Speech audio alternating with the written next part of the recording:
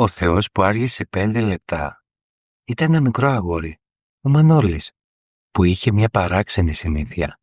Κάθε νύχτα έβαζε μια καρέκλα δίπλα στο κρεβάτι του. «Γιατί τη βάζει εκεί?» το ρώτησε η μαμά του. «Για το Χριστό», απάντησε φυσικά. «Άμα έρθει, να μην κάθεται όρθιος». Η μαμά χαμογέλασε. Δεν είπε τίποτα. Μια νύχτα όμως ο πατέρας του έχασε τη δουλειά του. Το σπίτι βάρινε.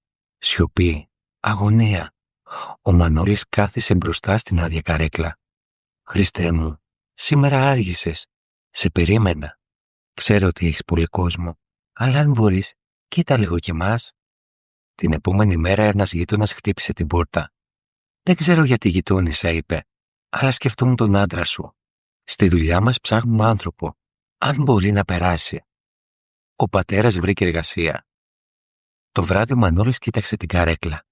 «Εντάξει, συγχωρεμένος. 5 λεπτά άργησες μόνο.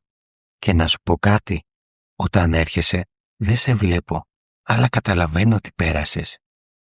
Η μαμά που άκουγε πίσω από την πόρτα σκούπισε ένα δάκρυ. Γιατί κάποιες φορές ο Θεός δεν κάθεται στην καρέκλα. Χτυπάει απλώς την πόρτα, με άλλο πρόσωπο. Η πίστη του παιδιού δεν ζητά αποδείξεις.